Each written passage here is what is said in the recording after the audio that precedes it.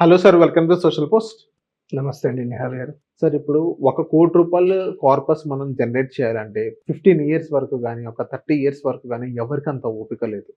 Short పీరియడ్‌లో ఒక ₹1,00,00,000 మనం సంపాదించి కార్పస్ మ్యూచువల్ ఫండ్స్‌లో మనం ఇన్వెస్ట్‌మెంట్ చేసి మన డబ్బులు రిటర్న్స్ రావాలి అంటే ఒక 10 ఇయర్స్ వరకు టైం తీసుకున్నట్లయితే మనం ఎవ్రీ మంత్ ఎంత వరకు మనం ఇన్వెస్ట్‌మెంట్ చేస్తే మంచిది? మన పోర్ట్‌ఫోలియోని ఎలా బిల్డ్ చేసుకోవాలి? మంచి సబ్జెక్ట్ తీసుకున్నారు నిహాల్ గారు. చూడండి, ఇప్పుడున్న యూత్‌కి ఎస్పెషల్లీ 25 ఇయర్స్‌కి, 30 ఇయర్స్‌కి వెల్త్ క్రియేట్ అవుతుందంటే అప్పటి వరకు అంత లాంగ్‌లో వెల్త్ క్రియేట్ అయితే నేను చేసుకునేది లైఫ్ అంతా ఎంజాయ్ చేయాలి కదా నేను. ఎవరికి ఓపిక ఉండట్లేదు. సో లాంగ్ టర్మ్ కాకుండా షార్ట్ పీరియడ్ 1,00,00,000. 1,00,00,000 అనేది ఎవరికైనా, మీకైనా, నాకైనా ఇప్పటికి కూడా ఈ రోజు కూడా 1,00,00,000కి విలువ ఉంది.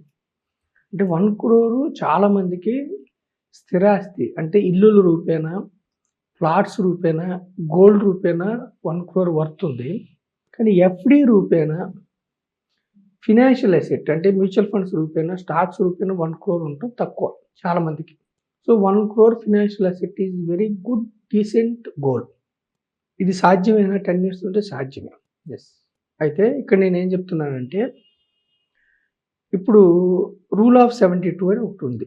అంటే మీరు ఎఫ్‌డిలో 7% వస్తుందనుకోండి. 72 డివైడెడ్ బై 7 వేస్తే మీకు ఎన్ని సంవత్సరాలకి డబ్బు డబుల్ అవుతుందని తెలుస్తుంది. అంటే 72 డివైడెడ్ బై 7 ఇస్తే 10 ఇయర్స్‌కి. అంటే ఎఫ్‌డిలో మీరు డబ్బు పెడితే 10 సంవత్సరాలకి డబ్బు డబుల్ అవుతుంది. ఓకే. సో మీకు ఎఫ్‌డిలో 1,00,00,000 కావాలంటే మీరు ఈరోజు 50,00,000 పెడితే నెగెటివ్ రిటర్న్స్ వెళ్ళవు. సుమారుగా 7%. కొన్నిట్లో ఎక్కువ ఉండొచ్చు, కొన్ని బ్యాంక్స్‌లో కొన్ని తక్కువ ఉండొచ్చు. ఈరోజు 50,00,000 పెడితే మీకు 10 ఇయర్స్‌తో 1,00,00,000 వస్తుంది ఎఫ్‌డిలో. అది గ్యారంటీడ్. ఓకేనండి.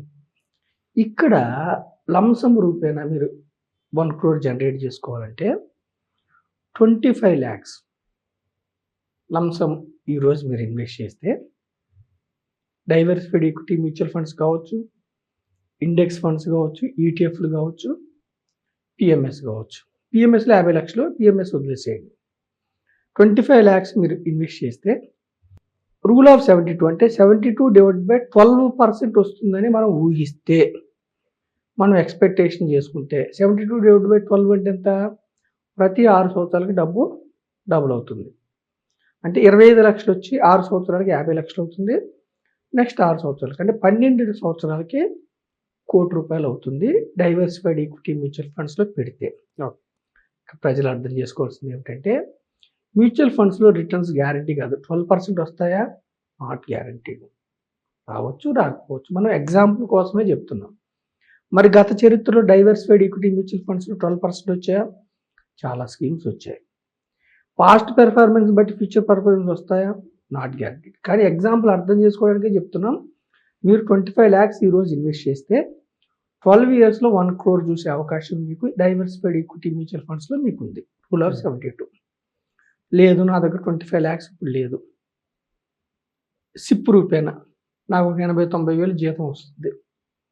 అంటే 45,000 మీరు మంత్లీ 45,000 సిప్ చేసుకుంటే 10 ఇయర్స్‌లో 12%తో మీరు 1,00,00,000 నెలకి 45,000తోనే మీరు 10 ఇయర్స్‌లో 1,00,00,000 అచీవ్ చేసుకోవచ్చు.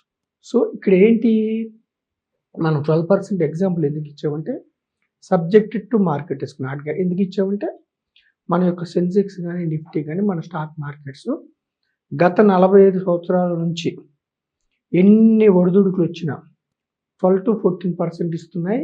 ఎవరైతే more than 5 years, more than 7 years ఉన్నారో వాళ్ళకి ఇస్తున్నాయి.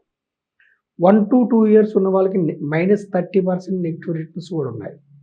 అంటే ప్రతి సంవత్సరం స్టాక్ మార్కెట్లో 10-15% డౌన్ అవ్వచ్చు, 10-15% అప్ అవ్వచ్చు. కానీ దీర్ఘకాలంలో యావరేజ్ తీసుకుంటే 5 ఇయర్స్, 7 ఇయర్స్ ఉన్న వాళ్ళకి 12% రిటర్న్స్ వస్తున్నాయి. యెస్. 79లో సెన్సెక్స్ స్టార్ట్ అయింది, 100 పాయింట్లు.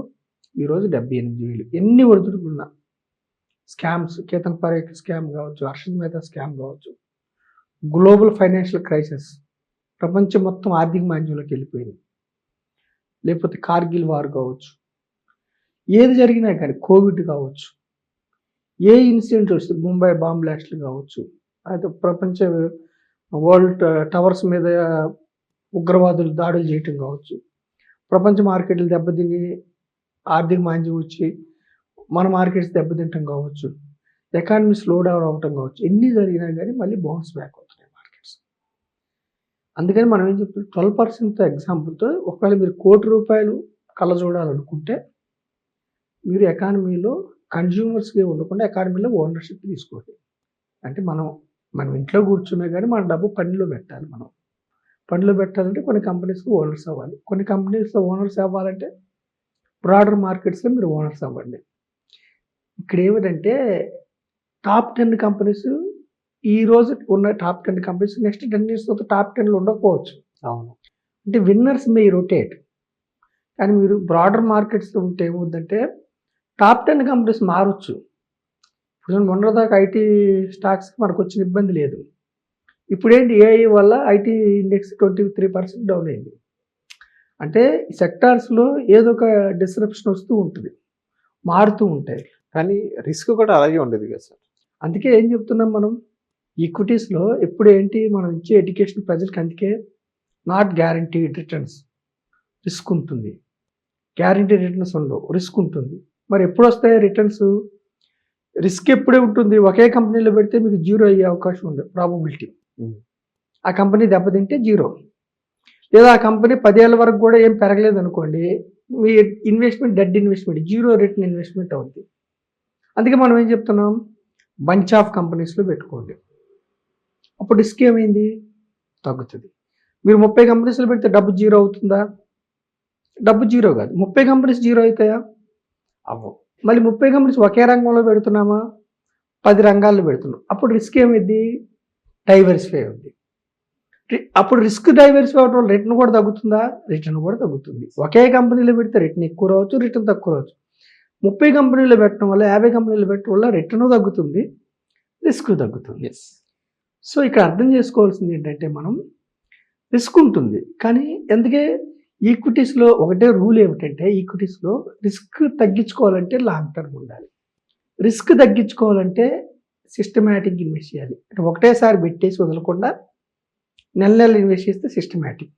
రిస్క్ తగ్గించుకోవాలంటే అప్పుడప్పుడు, అంటే సిస్టమేటిక్గా నెల నెల మీకు దగ్గర డబ్బు లేదు, అప్పుడప్పుడు స్టాగర్డ్ వేలో ఇన్వెస్ట్ చేయాలి. రిస్క్ తగ్గించుకోవాలంటే డైవర్సిఫికేషన్, రిస్క్ తగ్గించుకోవాలంటే అసెట్ అలికేషన్. అంటే డబ్బులన్నీ ఈక్విటీస్లోనే కాకుండా కొంత గోల్డ్, కొంత బాండ్స్ తగ్గించుకోవాలంటే, అంటే రిస్క్ ఖచ్చితంగా ఉంటుంది. ప్రజలు ఇక్కడ అర్థం చేసుకోవాల్సింది ఏంటంటే, ఇండెక్స్ ఫండ్స్ కానీ, ఈటీఎఫ్లు కానీ, డైవర్సిఫైడ్ ఈక్విటీ మ్యూచువల్ ఫండ్స్ కానీ, స్టాక్స్ కానీ హై రిస్క్. మరి రిస్క్ ఉన్న ఎందుకు వస్తారంటే, మీకు రిటర్న్ ఎక్కువ కావాలనుకుంటేనే రండి. మీకు రిటర్న్ ఎక్కువ వద్దు, రిస్క్ తీసుకోలేము అన్నప్పుడు మీకు మీ మనస్తత్వానికి సేఫర్ ఇన్స్ట్రుమెంట్స్ ఎఫ్డీలే సూటబుల్. సమయం లేదు, 1 year ఉంది అన్నప్పుడు మీరు ఎఫ్డీకే వెళ్ళాలి. ఓకే. 6 నెలలే సమయం ఉందంటే ఎఫ్డీకి వెళ్ళాలి, లేదంటే గోల్డ్కి వెళ్ళాలి, సేఫెస్ట్ ఇన్వెస్ట్మెంట్స్. ఇక్కడ ఈక్విటీస్లో ఏమిటంటే రిస్క్ ఎక్కువ ఉంటుంది, మనకి హిస్టారికల్గా 12% వచ్చే అవకాశం ఉంది. ఎందుకు పాస్ట్లో వచ్చింది. హేతుబద్ధత ఏమిటంటే జీడిపి ప్లస్ ఇన్ఫ్లేషన్. కానీ రూల్ ఏమిటంటే ప్రజలు అర్థం చేసుకోవాల్సింది, not guarantee past performance may or may not sustain in future. మరి ఏమిటి హేతుబద్ధత అంటే, fastest economy in the world మంది, ఫాస్టెస్ట్ డెవలపింగ్ ఎకానమీ 6.5%, 6.9%తో గ్రో అవుతున్న economy, highest population, highest young population, ఇంకా పూర్తిగా తలసరి ఆదాయం బాగా మల్టిప్లై కాల చైనా అమెరికాతో పోలిస్తే. యూత్ ఎక్కువ ఉండటం వల్ల నెక్స్ట్ 25 years వీళ్ళు వర్క్ చేస్తారు. అంటే ఎకానమీ బూస్ట్ అవడానికి మిక్కిలి అవకాశాలు ఉన్నాయి. అందరికీ అన్ని వనరులు ఇంకా సమకూరలేదు. ఓకేనండి. కార్లు లేని వాళ్ళు కానీ, ఏసీలు లేని వాళ్ళు కానీ ఇంకెంతోమంది ఉన్నారు. ఇంకోటి ఏమిటంటే మన యొక్క థింకింగ్ మారింది, ఖర్చు పెట్టడం పెరిగింది. ఇప్పుడు ఒకప్పుడు ఒక జత షూ ఉంటే ఎక్కువ, ఈరోజు యూత్ 10 జతల షూస్ లేని యూత్ ఎవరు లేరు. అవును. ఒకప్పుడు ₹2,000 వాచ్ ఉంటే ఎక్కువ, ఈరోజు వాచ్లకే 25,000. ఒకప్పుడు ఒక స్మార్ట్ ఫోన్ ఉంటే ఎక్కువ, ఈరోజు అందరు ఐఫోన్ కోసం. అంటే కన్జంప్షన్ పెరిగింది. సో ఎకానమీ ముందుకెళ్తుంది. సో ఇక్కడ ఏమిటంటే రిస్క్ ఉంటుంది. అందుకే ఏం చేయాలంటే 1 crore ఫస్ట్ మీరు టార్గెట్ చేసుకుంటే ఫైనాన్షియల్ అసెట్ భరోసా ఉంటుంది మీకు. అంటే మీరు ఎకానమీలో ఓనర్ అవ్వండి. ఇండైరెక్ట్‌గా మీరు ఒక 50 కంపెనీస్‌లో ఓనర్‌షిప్ ఉంటే మీకోసం కంపెనీస్ పనిచేస్తాయి. ఓకే. ఓకే. డిపాజిటర్‌గా ఉంటే ఏంటంటే డిపాజిటర్‌కి గ్యారంటీడ్ బట్ మీకు ఇంట్రెస్ట్ తక్కువొస్తుంది.